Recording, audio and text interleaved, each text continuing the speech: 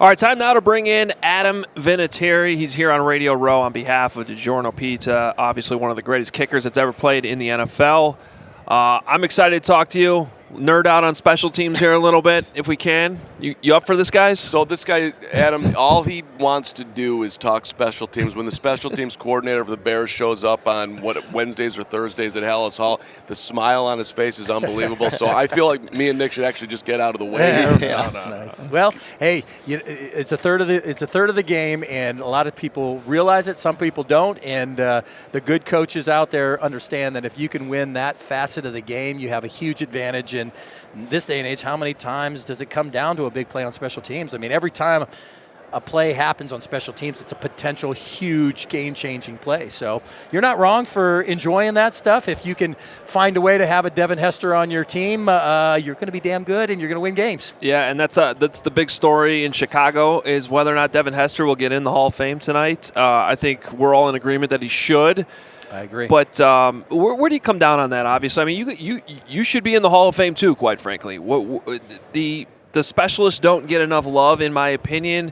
Do you sort of understand it? But you also obviously understand the impact that has on the game, and when it's not necessarily getting noticed by everybody. Well, sure. For me, the way I look at it, a guy like Devin Hester could change the game. I mean, he could single-handedly destroy a game if you're playing against. Look at the Super Bowl back in 2005, 6, whatever season. I mean, he takes the opening kickoff for a touchdown. And my special teams coach said, hell or high water, make sure he doesn't touch the ball the rest of the game. And we knew how good he was. He had 4, 5, 6, whatever touchdowns. Most of them came from punt returns, so we were a little less scared of him on kickoff.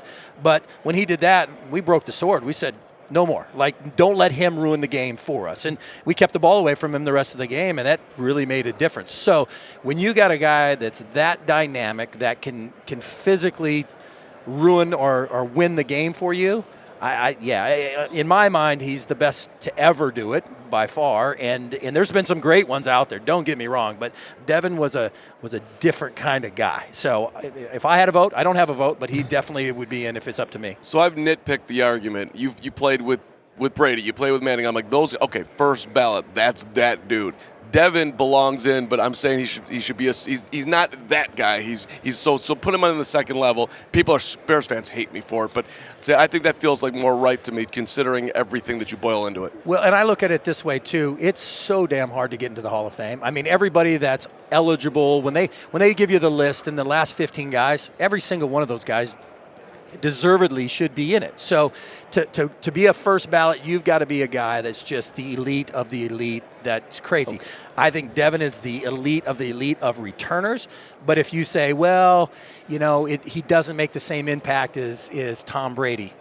Okay, I guess I can sort of agree. Yeah, I can agree with you on that. But does he make as big of an impact as the receiver that makes it to the Hall of Fame and the first ballot or this or that? It's an argument that I don't know how we win that, or if there's a winning in that argument. I don't know. But as far as I'm concerned, if he didn't make it as a first ballot or a second, he deserves to be in the Hall of Fame. Yeah. I don't care if it's first year, fifth year. He definitely deserves to be there. And we all agree on that. Adam, what do you remember, though, about that kickoff? And then when you see Devin Hester break that first wave and get out to the right sideline, what do you remember about that? I remember running and diving and trying to get him and going and laying on the ground going, damn it, that's not the way I wanted the first 10 seconds of the Super Bowl to go, So, you hate to give a team a 7-point advantage to start the game off. But like I said, at that point, we said, I felt and our team kind of felt like on paper we probably were a little bit better than Chicago. Don't let Devin ruin the game for us. And like I said, at that, we didn't hit him a ball again, and then kind of took him out of the game a little bit. And then the momentum swung back to our side. So Tony Dungy's talked about that before, actually many times, and he said the plan all week was not to kick to him, and then something happened the night before and he changed his mind. Well, he remembers it better than I do. Okay. I remember us talking about we're not going to punt the ball to him. We're going to try to kick it out of bounds and stuff. But as far as kickoff is concerned, we thought we could kick it to a corner, take the coverage in, kind of overload the coverage to that direction, and we thought we could handle him. Well, we were wrong. He's just a dynamic kind of player, and after that we said, no more. And I remember my special teams coach said, I don't care where he stands. I don't care where he lines up. If he lines up on this side, kick it to the other side. If he lands up in the middle, kick it short, kick it long. He said, I don't care what their field position is. Just don't let him get the ball in his hand. And just for the record, I mean, I don't know how well this is translating on video, and people just probably know, but you're ripped. Parcells called you a football player when he, at the start of your career when he tabbed you and started off on your Hall of Fame career to be. So, it's not like with all due respect to current Bears kicker Cairo Santos, he was beating a different guy at the end when he was beating Vinatieri. So let's just put that in there. Like you weren't somebody that wasn't afraid to make a tackle. Well, for me, I always thought I hated the stigma of kicker's not a real football player. It drove me crazy, and I get the Gary Upremian stuff early. The foreigner that comes in that doesn't know anything about football. For me, I played quarterback in high school. I'm not 6'5", so I wasn't going to go any further than that level or whatever. But I always looked at it like, listen, everybody on this team has their role to play, but for me, I always wanted to say if I can make a tackle or if I can just do a little bit, if I'm working out in the weight room and busting my butt to make the running back or the receiver that's working out with me lift a little bit harder because they didn't want to be outdone by the kicker, I'm not only making myself better, but I'm raising the level, and they hated it. I mean, that's a fairly awesome. decent, strong, whatever, and it was always competitive, and that's, I guess McAfee said it really well. He's like, you're the most competitive dude I've ever met in my life, and I didn't like to be outdone by anybody else. Now, granted, there's guys that are way faster and stronger and jump higher and run. I understand all that, but it's not going to be a lack of effort from me. And I always wanted those guys to know I'm not going to make every kick. I might miss one at the wrong time that's going to make a big outcome, but I wanted them to also look at me and go, it's not because he's over there playing grab ass or doing something else. He's in the weight room. He's running. He does all the stuff that we're supposed to do. So I wanted them to know that I was just as committed as they were.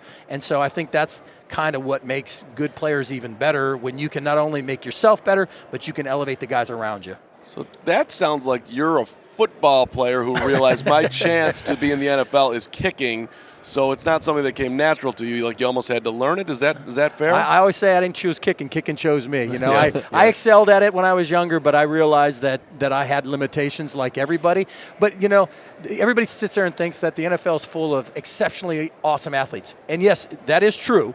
But there's a lot of dudes in there that are really good athletes with huge hearts, with huge work ethics that allow them to get into the league and stay in the league because of what they do, how they study, how, I know undersized Zach Thomas when he played for Miami. He was a smaller-sized linebacker. He was a Pro Bowl. He had a successful career. Why? Because he worked hard, right? Because he did all the right stuff to make sure he was in the right spot at the right time. And those are the guys. I respect anybody that can make it to the league.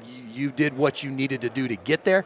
But there's certain guys that are just one step above, that just do all the right stuff. And ultimately, that's the Ray Lewises of the world, that the Hall of Fame guys that not only want to be in the league, but they want to be the best. They want to put their stamp on it, And I think I really respect those guys, and it stands out when you're in the locker room. Within minutes, within a week, who those guys are. All right, we got to talk about DiGiorno here because you guys are doing something really cool this weekend, and unfortunately in Chicago we know about doinks. If any field goal or PA attempt hits the uprights or the crossbar and doinks during Sunday's big game, then DiGiorno will give away free pizza. You can enter DiGiornoDoinks.com for a chance to win. What if it's a double doink, though? I don't think you get double pizza. I'm pretty sure that's not true, but let's not look a gift horse in the mouth. Let's just take that pizza and run with it. But in saying that, doink still can go in, though. I hope. Yeah. And I've missed kicks, and I've unfortunately in the Super Bowl too. I know how crappy it feels. So for me, I hope they doink it so everybody gets pizza, but I hope it doinks and goes in so everybody's happy. So I just wanted to ask you this along those lines. How did you handle, or anybody in your position, but I guess specifically you, let's talk to you. Your whole life is you sit there, you wait for this moment where my career, my livelihood, what people think of me is all on the line here, and I've got to get my mind right to do it. That's the thing I respect most about what you guys do, because I would be it just seems like an enormous challenge to be your best. And you hit some of the biggest kicks in NFL history, which is why you belong in the Hall of Fame. How did you handle the mental side of it? Well, I think nobody said it better than Kobe Bryant when he said, listen, you make practice harder than the games. You do everything. So I remember times, it's raining out. I'm going to go kick. And people are like, what are you doing, man? Like, why would you do? Because there's going to be a time that you're going to need to do that, and you need the experience. So for me, I always relied on my preparation of what I did in the off season to make me good during the season. So when you walk out onto the field, and the first Super Bowl not the second one, I guess, the one that we won in 2001, I walked out onto that field knowing, okay, it's 48 yards, it's in a dome, there's no conditions, there's no rain, there's none of this stuff. Just rely on what you've done. Rely on the process that you've done a million times. And when you are confident and you know what you're doing, then it's not necessarily as overwhelming. I didn't try to think about, oh my God, if I make this, we're champs, and if we don't, oh my God, you start thinking about that, then the wrong stuff starts to creep in your head. Right. I literally just kind of went out there and thought, you know what? You've done this a million times. Know that the guys in front of you are going to do their job. The snap, the hold's going to be there. Do your process, and thank God when I left my foot, that felt really good. I looked up and I'm like, So it's always a great feeling looking up and seeing it go where it's supposed to go. But I feel like you don't. You heard it said 100 times. You don't practice till you get it right. You practice until you can't get it wrong, kind of thing. And so many people this day and age don't feel like that. Well, let's take it easy. Let's take a day off. Let's do less.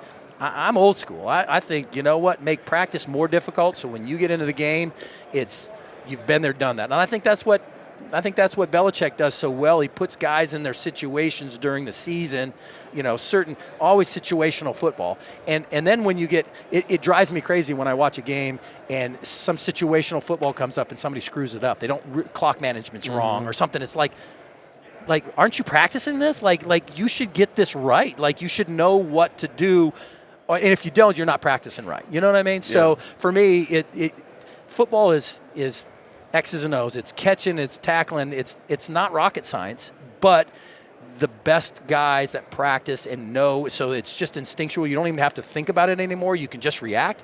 Those are the guys that are really successful. We got to let you go to your next stop, but I'll just say this. I did not know until I became a special teams coordinator, like the amount of work that kickers really put in, like measuring like to the centimeter exactly the distance they want to be at, the hashes, purposely practicing kicks where the laces are wrong, like over and over again, because you never know when it's just not going to go right. As great as the snappers and holders are at the NFL level, a lot can always go wrong. So no doubt, just a lot of respect for it. Appreciate you. Yeah, thank you, Adam Vinatieri, being here. Awesome, Adam. Thanks so much. My pleasure. And hopefully we'll be seeing you in the Hall of Fame too. I hope so. Thank you. All right, there he is.